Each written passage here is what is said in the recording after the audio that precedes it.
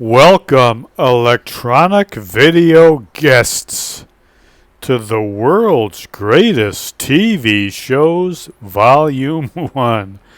Today we're going to look at two great classic American television shows. The first about a man constantly on the run, and the second about a woman hopelessly stuck in the rut of the so-called American dream. Now, if this little video doesn't annoy you too much, hit that like button and that subscribe button. Any encouragement to do another episode will be greatly appreciated. Alright, let's get started. The world's greatest television shows. Volume 1. We're starting off with this classic old TV show, The Fugitive, starring David Janssen. Now, The Fugitive was an American drama television series. It was created by Roy Huggins. It aired on ABC from September 1963 to August 1967. The show starred David Janssen as Dr. Richard Kimball, a physician wrongly convicted of murdering his wife and sentenced to death.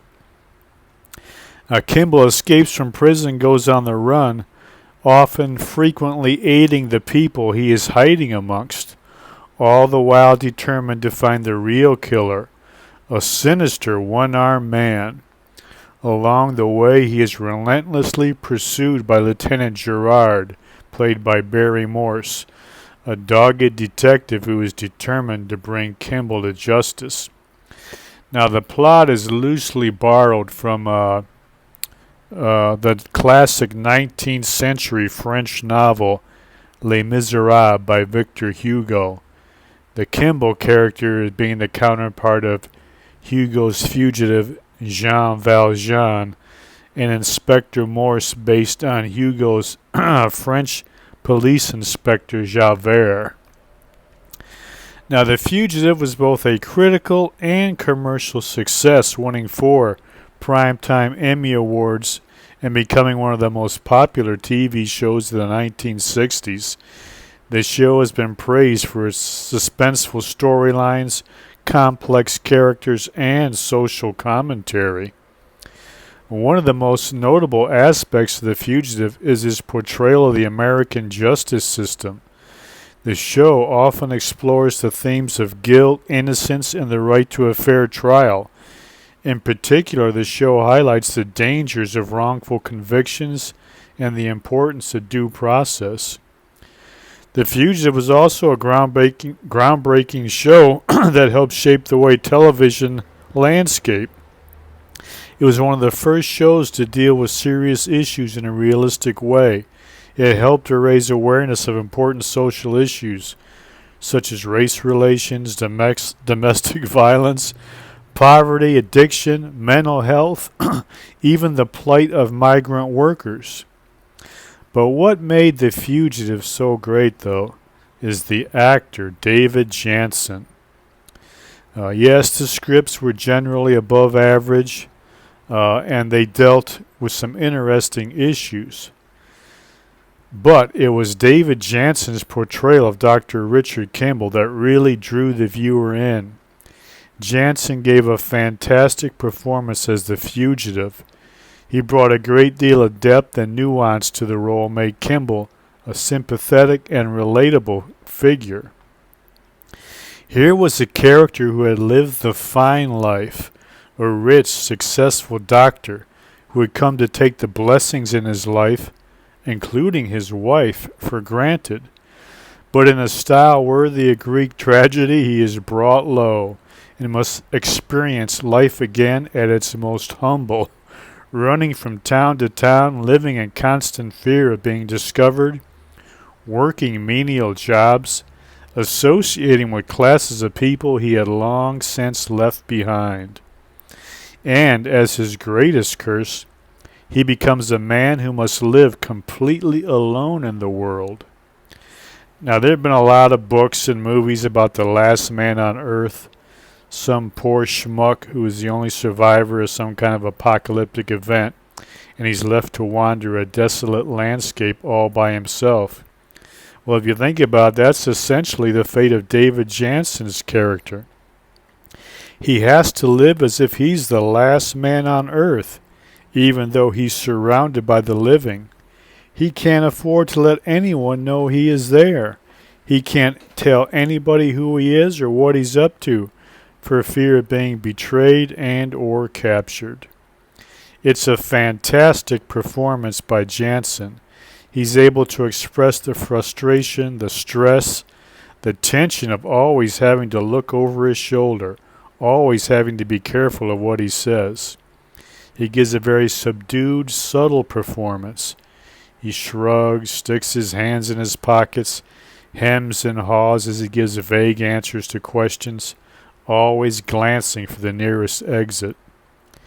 Now listen, anybody who's ever had to work at a job knows sooner or later at least one person, some workplace busybody, is going to try to butt into your life and figure out who you are. Now, as the fugitive flees from town to town, he takes on countless odd jobs and temporary labor, and he invariably runs up against some workplace leech. Now, it's very tiring to have to live while always hiding who you really are. Now, let's just imagine. Let's try a little thought experiment. Imagine, for example, say you're a star quarterback for Green Bay or the New York Jets, and you couldn't really be the person you truly are. Year after year, the constant lying would grind you down. Such a figure might seek relief from the fatigue and stress of it all in some type of exotic drug or weirdo alternative lifestyle. Well, David Jansen's character expresses that kind of fatigue very well. The fatigue of living contrary to your nature. Jansen's Richard Kimball is the great, world-weary representative of every one of us who has ever, for however brief or long, tried to live a secret life. The Fugitive. What a great, great show. You know, over the years, they've done different versions of this show, even a Harrison Ford movie. But what they never tried, and what would be much more interesting than trying to remake something that was already done almost perfectly, is if they did a movie or show which followed the fugitive trying to get back to living as Richard Kimball. Now, how difficult would that be to try to go back and live your true life after having lived a different life for so long? Perhaps you would have discovered that what you had thought your true life wasn't really true at all. Maybe there were lies in that life also. Would you pick them up again? Is everybody at their core a fugitive from their true self? Well, we could waste hours and hours on these types of questions. But let's move on to our next world's greatest television show. Another one of my all-time favorites. Debuting about 10 years after the end of The Fugitive, the soap opera satire Mary Hartman was completely different in tone and theme from The Fugitive. Now, whereas The Fugitive featured Dr. Richard Kimball forever on the run and offered grim but realistic storylines, Mary Hartman's central figure, Mary Hartman, is a depressed, restless, unhappy housewife, deeply anchored in the drab small town of Fernwood, Ohio. The storylines were often more grim than those in The Fugitive, but were not grounded in realism, but in absurdism, offering borderline surreal takes on family dysfunction, mental health struggles, workplace misadventures, and frustrated individual ambitions. Mary Hartman left an indelible mark on American pop culture during its run in 1976 and 1977. Created by Norman Lear and co-created by Gail Parent and Ann Marcus, the show defied conventions, pushing boundaries and addressing societal norms in a way that was both revolutionary and entertaining. Mary Hartman was so out there, no network would pick up the show. So Lear had to sell it to independent television stations scattered across the country. And even with this odd patchwork network, the series became a hit and a brief cultural phenomenon. At its core, Mary Hartman can be seen as a satirical exploration of the seemingly idyllic American suburban life. The show tackled a multitude of taboo subjects such as infidelity, consumerism, mental health, and the impact of mass media on individuals and society. In doing so, it provided a mirror to the audience, reflecting the absurdities and contradictions of their own lives. Now, one of the key cultural significance of the show was its role in challenging traditional gender roles and expectations. Mary Hartman, portrayed by Louise Lasser, was a housewife who grappled with her identity and the role society expected her to play. Her struggles resonated with a generation of women who were beginning to question their roles in society, leading to discussions about feminism, equality, and empowerment. The character Mary Hartman was written specifically for actress Louise Lasser, the ex-wife of Woody Allen and a co-star in his early films, such as Bananas and Take the Money and Run. Lasser created a character who forecast today's antidepressant-addled American female, a restless, bipolar, unhappy, depressed soul who can't find anything meaningful or fulfilling in life. Lasser described her character this way: Mary is as sad as any person I've ever heard of in my life. This is a person who gets up and dresses in pink and blue, thinking it's all going to be fine, but life just falls down on her every single day. She has a daughter that hates her. She has a husband that won't make love to her, and she's just trying to figure out what's wrong with her. She's a total victim. But what's sweet and sad about her is she's a survivor. She survives in a world that may not be worth surviving for. Now, to offset Mary Hartman's downbeat character, the scriptwriters surround her with a cornucopia of quirky and absurd friends and family members. Foremost is her relentlessly upbeat best friend Loretta Haggers, brilliantly portrayed by Mary Kay Place. Let's see if they got a picture. Yeah, there's Loretta right there. Mary Kay Place as Loretta Haggers. Loretta is an aspiring country western singer, and her older husband, Charlie, that's Charlie there, is slavishly devoted to her career. Loretta and Charlie are involved in some of Mary Hartman's most absurd subplots, including a car accident with a station wagon full of nuns, a gun accident, a testicle transplant from a German shepherd. Loretta has a bout of amnesia and begins a new life.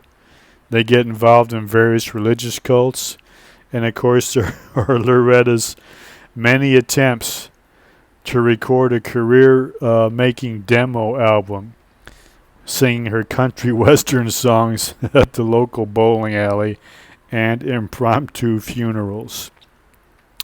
Let's see, who else is in this show? There's Mary's husband, Tom. There's Tom right there. He's a frustrated auto worker who frequently battles erectile dysfunction while remaining forever incapable of connecting with his wife. There's Kathy. Let's see, is Kathy on here? Yeah, there's Kathy right there. Kathy is Mary's near nymphomaniacal sister. She's played by Welcome Back Cotter's Deborah Lee Scott. She has a memorable love affair with a deaf mute. There's Sergeant Dennis Foley, a Fernwood police officer who becomes infatuated with Mary. There's the wife-beating Garth Gimble, played by Martin Mull. Jimmy Joe Jeter, a child evangelist who the Haggers get mixed up with and who eventually dies in a bathtub accident. There's Merle Jeter, Jimmy Joe's father and the shady mayor of Fernwood, who's played by Dabney Coleman.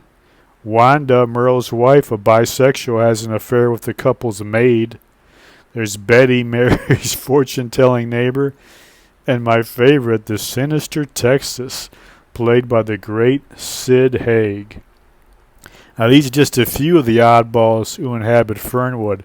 I left out probably at least a dozen others. Now, the story arc culminates with Mary having a nervous breakdown and ending up in a mental institute before coming to its abrupt conclusion. The events of Mary Hartman, the Mary Hartman character, actually ended up somewhat mirroring the real-life drama of Louise Lasser herself. The strain of doing a daily show combined with a well-publicized cocaine arrest and the ensuing scandal caused her own nervous breakdown, and she had to quit the show, forcing its hasty conclusion. Now, Norman Lear tried to keep the remaining cast members. He pushed forward with a spin-off series called Forever Fernwood, which featured even more bizarre antics than Mary Hartman. I actually thought Forever Fernwood was more entertaining than Mary Hartman. But poor ratings doomed the show to less than a year on the air, and most regrettably, you can't even get the series on DVD. It's one of television's great lost treasures. Lear gave one last attempt to save the Fernwood franchise with Forever Fernwood's own spin-off Fernwood Tonight, a parody talk show. Lear, who was fascinated with the impact of television on society, indeed Mary Hartman was often seen watching and being nearly mesmerized by television, created the show within a show, Fernwood Tonight, as a satirical commentary on media's influence. Mary Hartman and its two spin-offs pushed the boundaries of traditional soap opera storytelling by mixing melodrama with dark humor and social commentary. It marked a transition from the idealized soap opera narratives of the past to a more realistic, often absurd portrayal of daily life. The shift set the stage for future television shows to experiment with unconventional storytelling techniques, particularly Twin Peaks. Well, that is it. Thank you for watching The World's Greatest TV Shows Volume 1. Hope you enjoyed it. All likes and subscribes are greatly appreciated. We'll be back with another video of some sort in a few days, God willing. Remember a couple of things, though, until then. Some of you who have seen some of our trading cards and autograph request videos, you might be interested in some fantasy football. Get over to ESPN Pigskin Pick'em Contest. Look for the group TTM. There's the password autograph. Join that group. I'll put a link probably, if I remember, in the description box. We're going to be giving away prizes. You got until, I think the first game is September 7th. So if you want to do some pigskin pick'ems and try to win some prizes, or you just like trying to pick games, get over to ESPN.com. Pigskin Pick'em. Look for the group TTM. Join that group. Let's see how we do. And also, I'd encourage you all to head over to Amazon.com. See if you can find some of these books. That's your author right there and your narrator. You type his name into the search bar on Amazon, one of these book titles, one of these 3 book titles, the book will pop up. You might like some. If you like Mary Hartman, if you like that type of show, you'd probably love one of these books. These are books for people who kind of scrape by, paycheck to paycheck people. thrown into this world from the blackness of the cosmic void without a clue, herded from birth into a so-called life that says it's all about going to school till you're 18 or 22 years old to get a good job so you can buy a nice house somewhere and live a nice, boring American dream, distracted by television and waxy yellow build-ups so that you don't enlarge your worldview. You lived like a robot just like you wanted you to, but from time to time you malfunctioned. You did some things you shouldn't have done or weren't proud of, or things happened to you to make you bitter or resentful. You felt hopeless. But one lucky day, the that behind all that reached from behind that and opened your eyes. You realize you've been sold a bill of goods. But now what do? Well, if you're interested in that sort of thing, check out one of these books, maybe all three of them. Like I said, there's the author's name. Type that into the search bar of some of these book titles on Amazon.com. These books will pop up. There's that author's name there so you can read it in a better print. Go ahead, you might like that. If you're a big boy or a big girl or a big trainee, you can think for yourself. You just might like it. But if you're a crybaby or easily offended and you want to pretend everything is going to be all right, the world's always the right way, then probably wouldn't like those books. But all right, that's it. We had great fun talking about the great Mary Hartman, and the great Fugitive starring David Jansen. Like I said, we will be back soon with another video. Until then, remember, enjoy the rest of your life.